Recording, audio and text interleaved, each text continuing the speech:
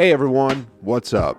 I just got back from another basketball practice. I'm trying to be an elite shooter like Steph, so I'm aiming for 90% of the free throw line and at least 70% from beyond the arc, in training at least. I give myself serious grades on these. If I achieve it during practice, I give myself a pat on the back and buy myself a delicious, mouth-watering $1.89 cheeseburger. But if I underperform in practice, oh, forget about that cheeseburger. I'm doing push-ups and laps. It's about midway through the season, and it's that time of year again when mid-season report cards are handed out. So let's take a look to see which Warriors here are getting cheeseburgers and which ones are hitting the floor doing push-ups, then some laps. Smash that like button, guys. Subscribe if you're new. And just like my good buddy Bruce Buffer always says, it's time. All right, so I'm going to start off with the team as a whole first, then move my way to the bench, and then I'll make my way up to the starting five with Curry and the gang, and then finally Coach Kerr and the other executives. Everyone gets a report card on report card day. As of today, the Warriors have a 19-18 record and are currently sitting in the 9th seed, which is good enough for the play-in tournament that the league is implementing. If they were in the East, they'd be playing good enough to be the 5th seed, but that's why they call it the Wild Wild West. To be honest, there were about 5 games that were close that the Warriors should have won if the team just closed out properly. So technically, they're actually close to being a 24-13 team, which have to put them up there as a top 4 team in the West. That's a bright light to look at, so for the second half of the season, they got to really tune in and treat each game properly and rise up the ladder. For their midseason report card, though, I'll give them a B-. Now let's get to the individual players. Starting off with JTA. Juan Toscano-Anderson is going to get a B+ for his role off the bench. Inserted into the starting lineup due to injuries to Wiseman and Looney, JTA has been solid. He's shooting over 40% from the 3 and, believe it or not, has the highest effective field goal percentage within the whole Warriors team. He cuts well, he shoots well, and he fits perfectly in with Kerr's small ball system. B+, my man, you get a cheeseburger. Next off is Brad Wanamaker. He signed on to a 1-year deal after being a decent bench player in Boston, but so far this season, he's been shooting the 3 ball at 23.2%. And believe it or not, that's worse than Draymond's 3-point percentage.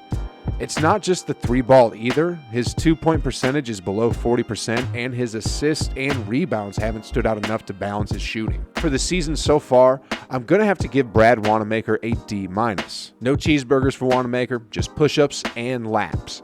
To be honest, if it was up to me, I'd swap him out for Jeremy Lin ASAP. Michael Mulder, just like JTA, shoots over 40% from beyond the arc coming off the bench. He also has the second highest effective field goal percentage on the team. Effective field goal percentage means making the field goal adjustments for 2-point shots and 3-point shots. Mulder, like JTA, fits in Kerr's small ball system well with screens, picks, and cuts. Michael Mulder, you'd get a B+ if it wasn't for your limited minutes, but a regular B ain't bad, and yes, you get your own cheeseburger. And yes, I can add some bacon on as well if you'd like.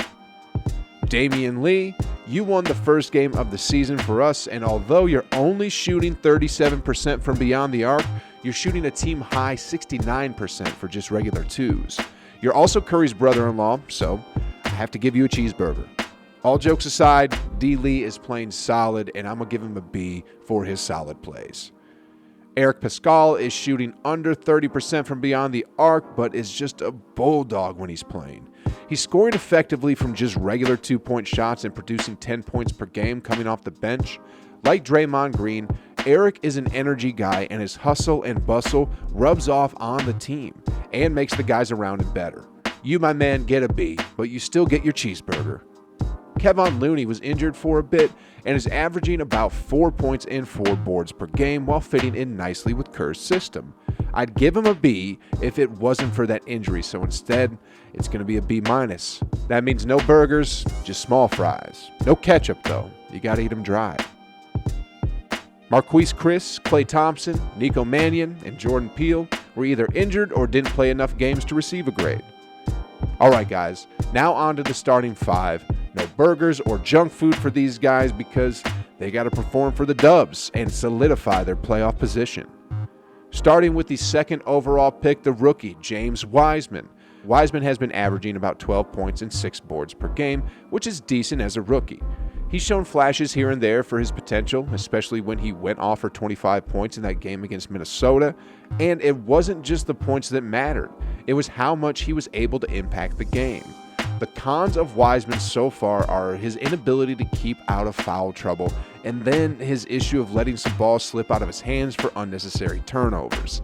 If it wasn't for these two problems he's been facing, he'd be close to a B+, but I'm going to give him a C+ for the midseason report card. Andrew Wiggins started off this season as an A-. I mean, he was shooting like 42% from beyond the three-point line and getting almost 2 blocks per game. He was locking down his opponent's best players like Kawhi Leonard and was a complete two-way player. As of late, though, in the last 10 games, he's been shooting the three ball under 30% and hasn't really had that defensive edge he had when the season first started. Overall, his season averages are 17 points per game along with 4.5 boards, but we all know he can do better. Andrew Wiggins is going to get a B- for this report. Kelly Ubrey, on the other hand, started off this season probably worse than Brad Wanamaker. He was shooting the three ball at about 10%, I think. And I don't know about you, but I shuddered every time he caught the ball. As of late, though, we need more Kelly Ubrey. He's been shooting the three ball over 40% in the last 10 to 15 games, and he's been fitting well in Kerr's small ball to perfection. Overall, he's averaging about 15.5 points per game, along with 6 boards, and lately, he's been the second best offensive unit on the team next to Curry. I'm going to have to give Ubrey a B+. Draymond Green is Draymond. 6 points, 6 boards, and 9 assists per game is what he's been averaging for this season. He's been invaluable to the team off the court. His leadership, presence, and energy are second to no one, and just like Curry, without Draymond, the Warriors would be in a dark, dark place.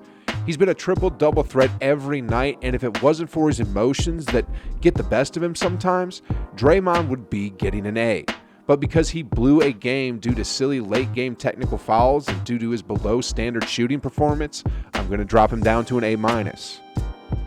Stephen Curry has been playing similar basketball to his unanimous MVP season, so there's not much to say about that.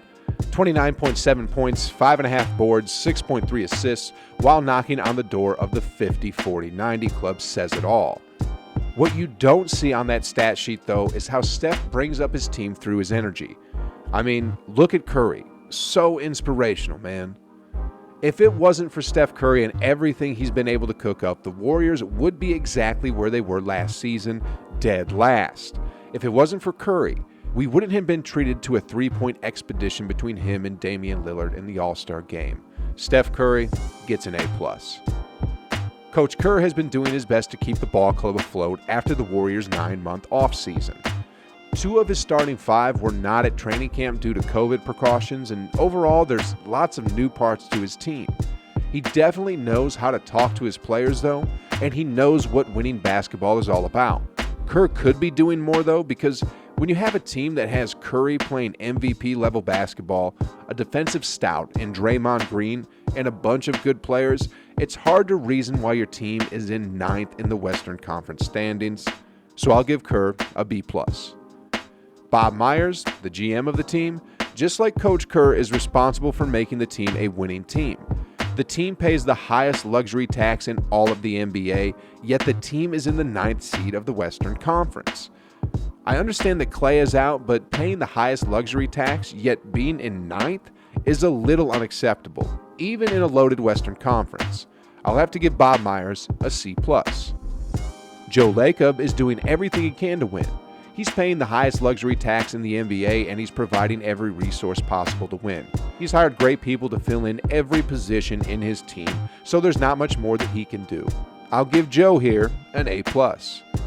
For the second half of the season, the Warriors have to really dial things in mentally and play with a sense of urgency. They are definitely good enough to do some serious damage in the postseason, but at the same time, if they lose focus, they can actually lose their playoff position, and that'd just be horrible for the team that has the highest salary payroll in the whole entire NBA. Something tells me that they will turn things up, though. They're a championship-level team with championship DNA running through their veins, and they're deadly. The Golden State Warriors, if they really wanted to, can float like a butterfly and sting like a bee.